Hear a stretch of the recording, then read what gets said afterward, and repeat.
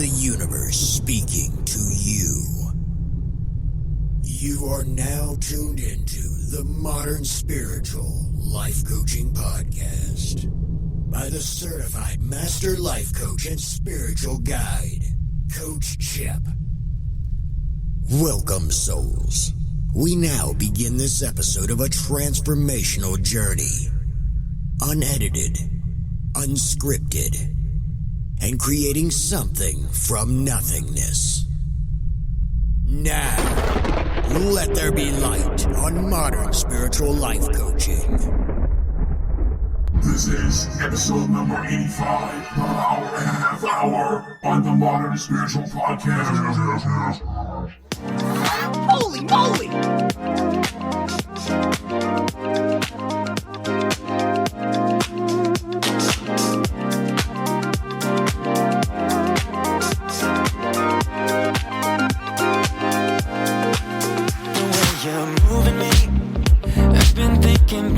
Day and night, I can't get enough. Oh, nah. I can't lie, I love the way you're messing with my mind. I can't get enough of my sweet Madeline. You're the reason why I'm waking up smiling. Oh, my sweet Madeline, your name is written all over my heart. I can't stop.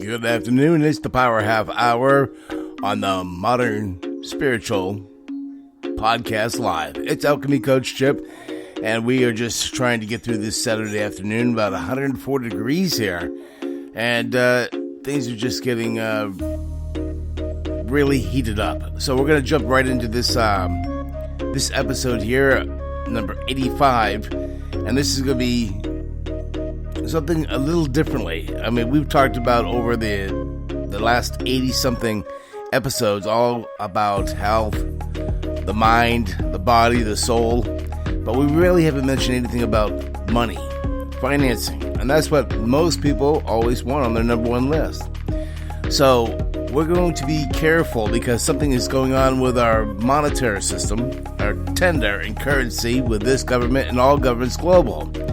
Robert Kiyosaki is going to let us in on this secret that's going on right now, and we'll bring you more up to date to this as well. So let's tune in right now to Robert Kiyosaki on the Modern Spiritual Podcast and listen to what he has to say right here, right now. In other words, the question, if you're sitting at home right now worried about your job or your business, whatever you worry about, what does the future hold? And that's why this is probably the most important program. See, most people just watch the stock market. That's all they watch. They don't know much about home prices in their neighborhood. And that's not good enough.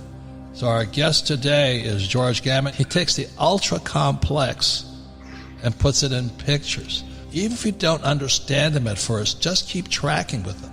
Because you're going to see what 99.99% of the world's population will never see.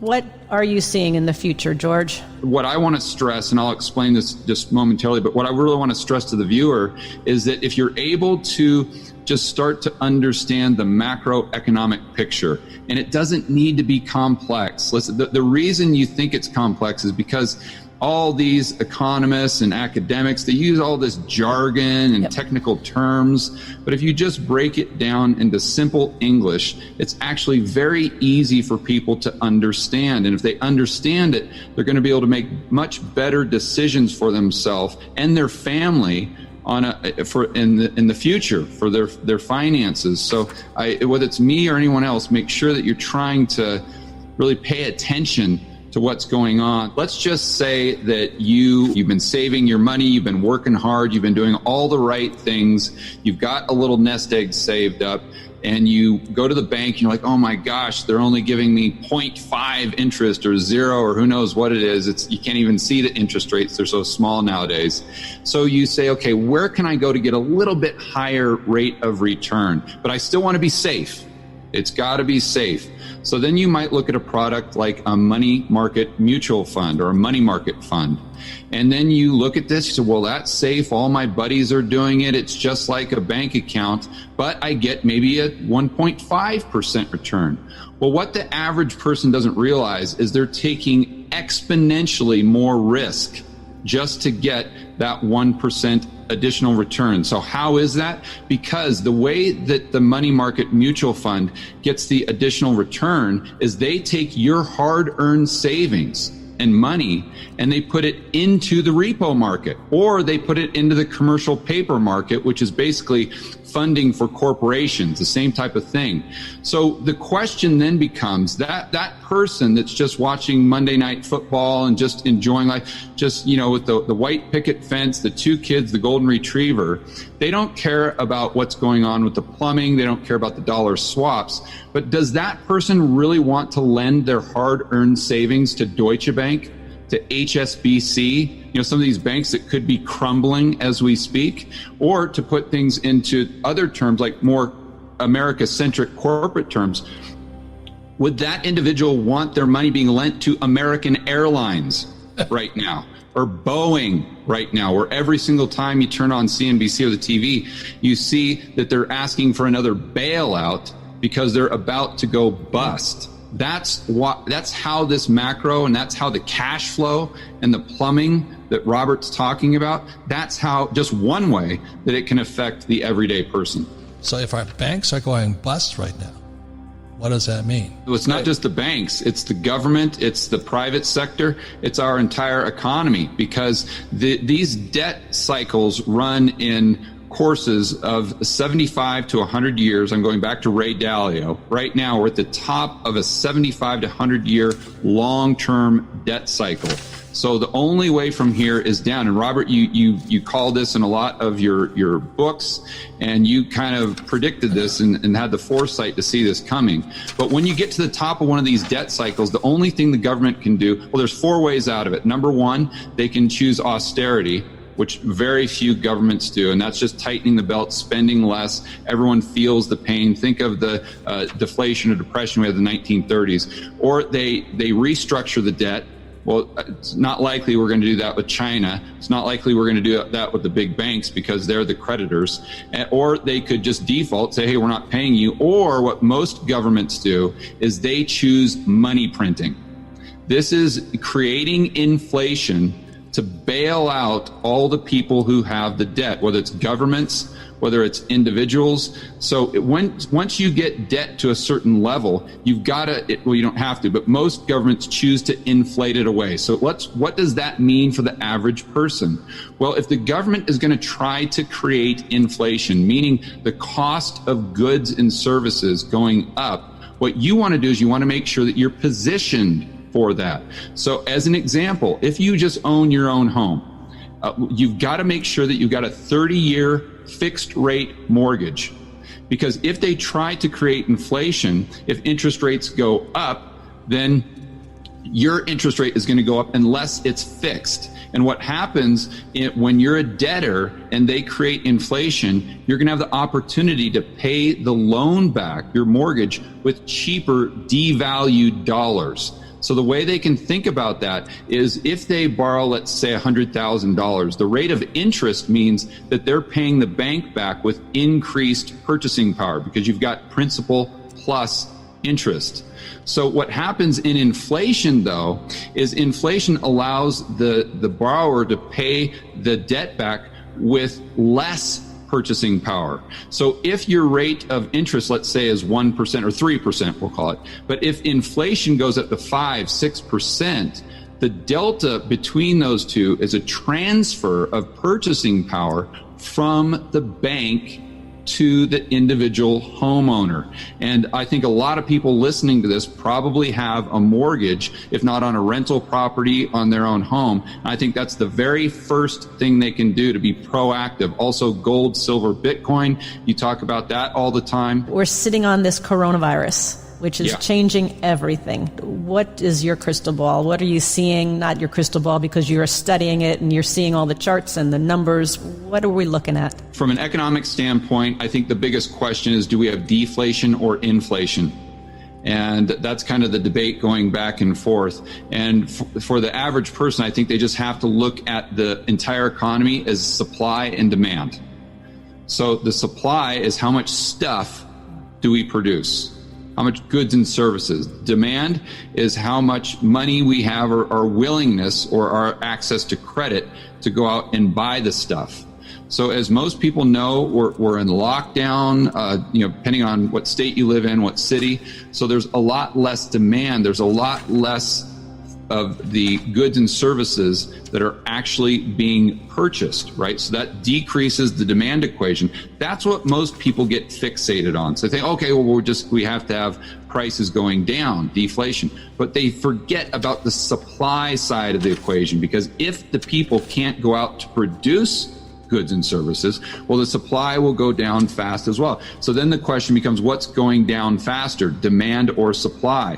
Well, then you look at the supply chains that have been disrupted coming into the United States. If you go to Walmart, Target, Home Depot, the majority of the stuff you see on the shelves was produced outside of the United States. So if those supply chains get disrupted, that means less supply.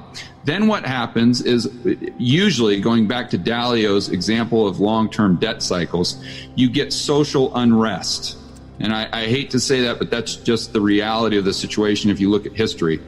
And typically the way the politicians take care of social unrest is through helicopter money. So whether you want to call it MMT, UBI, it doesn't matter. It's basically the government spending money into the real economy, getting into the back pockets of the average Joe and Jane. We could see a situation in the future where the Fed is actually doing it. They're not technically allowed to do it right now, but they've been breaking all of the rules. So if there's more money in the pocket of the average person, that means there's more demand, even though they're sitting at home not going to work, for those goods and services in the economy that don't require debt. That's key, Kim, because people see deflation and inflation as just this, it's binary, right? It's either one or the other, but it's actually very nuanced. So if there's less debt in the system, that means asset prices could go down, or cars, anything that most people buy using debt. Yep. Okay, the prices of those go down, but anything people buy, or most goods and services people buy on a daily basis that don't require debt, such as groceries,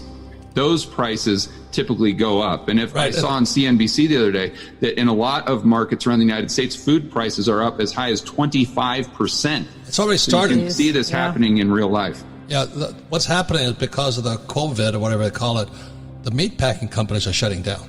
Yeah, and exactly. And so there's now shortages of meat. But so great George example of supply decreasing faster than demand. But what's happening is and the Fed is pumping trillions, 2.2 trillion into the economy. So you have a decreasing supply, increased liquidity, and that's why the shelves are empty for pork and beef and all those things. And Arab Spring, which I don't forget when that happened, but the real rioting wasn't about Muslimism or Christians and all this. Arab Spring was because mom and pop couldn't afford to go to the store. Food prices went so high. And I think that's what you're saying is when people get hungry or they can't afford food, that's when the social situation gets worse.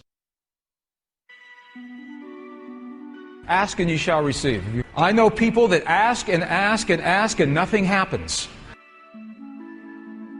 Because the asking is not done with the voice. When we lost the texts, when we lost the words in our biblical texts that tell us that feeling is the prayer, we began to believe that the words are the prayer. That if we say the right words, the right time of day, or the right number of times, that somehow magically a prayer will happen. And when our prayer is not answered, we become frustrated and we think prayer doesn't work. The science that tells us that we are connected to everything in our world, and that the language of our heart is a language that affects our world. Number one, that all matter is connected. Number two, that there is a field of energy that exists in what we used to think of as the empty space. This field is called the divine matrix, the field, the mind of God, nature's mind, quantum hologram, all different names for this field. Number three, that when we create the right feeling inside of our bodies, in our hearts, that we make changes in the field beyond our bodies. In a Tibetan monastery, 17,000 feet above sea level in the Himalayan mountains, this man is telling us the secret that was lost in our Christian and Jewish traditions when the edits were taken in from the books. And they practice and they live this. Feeling is the prayer. The words are not the prayers. The feeling is the prayer. Feeling is the prayer. This is what is taught in those Tibetan monasteries. The monks know it. The nuns know it. They have taught it. They have practiced it for 1,700 years. There's a catch. Not just any feeling creates the desired effect. Rumi says, out beyond the ideas of wrongdoing and right doing. He says, out beyond our place of judgment, of right and wrong, there's a field. Rumi even calls it a field. He said, there's a field. I will meet you there. What is this place? The place where the feelings occur that create the healing and the miracles is a place that is beyond judgment and beyond ego. It cannot happen in the mind. It must happen in our hearts. One word in Cherokee traditions that means single eye of the heart. The one eye of the heart that sees what is, not the judgment or the bias or the fear. That word is Shante Ishta. That is the part of you where your power lives to heal your body, to heal the bodies of others, to create peace in your world. It's in the place beyond judgment and beyond ego. What is the force that connects everything in the universe? Compassion. Is compassion an experience that we feel in our heart, or is compassion the force that connects the universe? That you and I are capable. We can have a feeling in our hearts. It's the feeling that the universe is made of. Compassion is both the force that connects and the feeling that we experience. And that is what makes compassion so very powerful. A lot of compassion is the ability to see the world for what it is rather than our judgments of what we make it. So the ancient instructions, how do we do this? The instructions are very precise. In the Buddhist traditions and what we're finding in Tibet, number one, they're saying that to create the healing, to create the peace, to create the miracles, first, we must feel as if the miracles have already happened without judgment, without ego.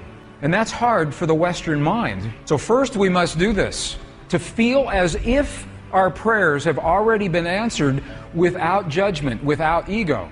How many have heard of the Lost Gospel of Thomas? The Lost Gospel of Thomas is powerful because it is believed to be the actual words of Jesus as he was teaching those around him how to use the power of human emotion in his life. To unleash the force of the divine matrix in our lives, first, we have to understand how it works. And the science tells us how it works.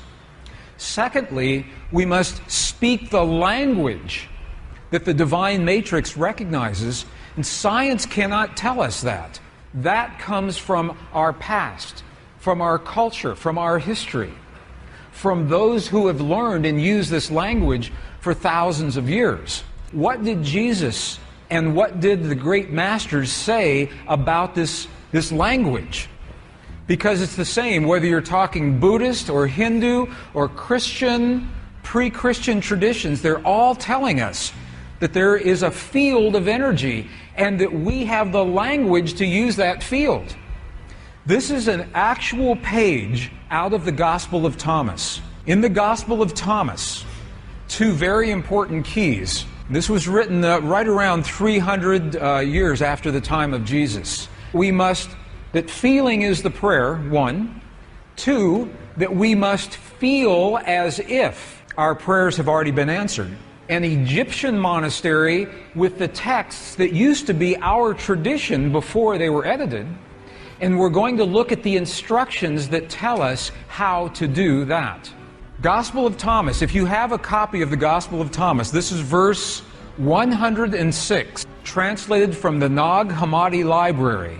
It says, when you make the two, thought and emotion, one, you will say to the mountain, mountain, move away, and the mountain will move away. Saying that when you can marry your thought and your emotion into one single potent force, that is when you have the power to speak to the world. Secondly, when you make the two one, the two, thought and emotion, when the two become one in our hearts, we create the feelings in our bodies. When thought and emotion become one, the Gospel of Thomas, another verse. Now this is verse 48. It says almost the same thing. This was so important that it was recorded at least 3 different times in the same Gospel.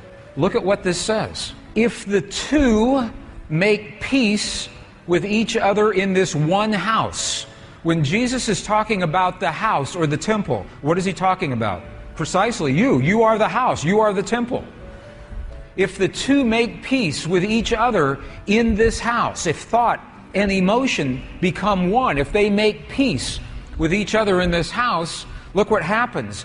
They will say to the mountain, move away, and it will move away. He's telling us again, in a completely different verse, how powerful it is to marry thought and emotion. But they still haven't told us how. How do you do this? In the early Christian Bible, your Bible today, there is a passage. How many have heard, ask and ye shall receive? Have you heard that before? The asking is not done, please, please bring this to my world. That's not asking.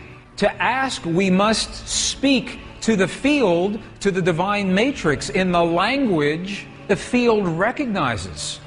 And a language that's meaningful. The field doesn't recognize our voice, it recognizes the power of our heart. Our heart, we have a feeling, creates electrical waves, magnetic waves. That's the language the field recognizes. So when you create the feeling in your heart as if your prayer is already answered, that creates the electrical and the magnetic waves that bring that answer to you. They took out the two sentences that tell us how to ask into the original Aramaic. It looks very similar.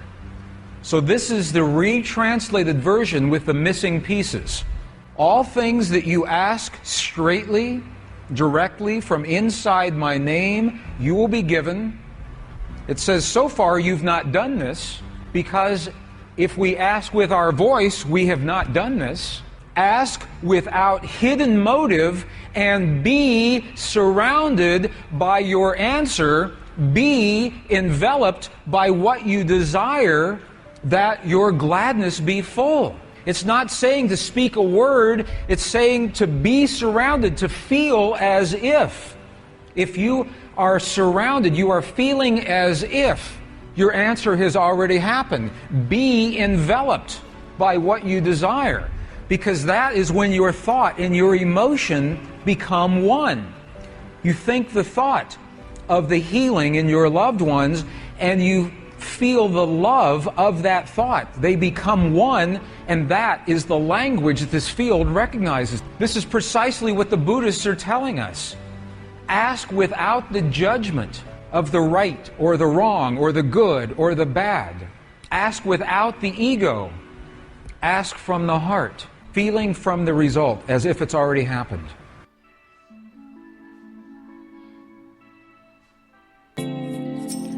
That's it for the Power Half Hour on this Saturday. It's 104 degrees out there. I'm staying inside, and we got coming up is the meditation for the soul, sound healing, and this is going to be the Alpha Suri Yantra 1111. It's going to be a pretty good one right now. This is going to be a long one, so it's about 10, 11 minutes long. So, time to get the headphones out, turn it up a little bit, and just relax, because it's hot. There's a heat wave all across America. We'll survive this, and that's all coming up right here. And until next time, Monday morning at a.m. Mountain Time, Arizona, I'll be back with the morning gratitude of the Happy Monday. Until then, wherever you're listening around the world, have a great day or a good night, and take care. Until the next episode, right here on the Modern Spiritual Podcast Live.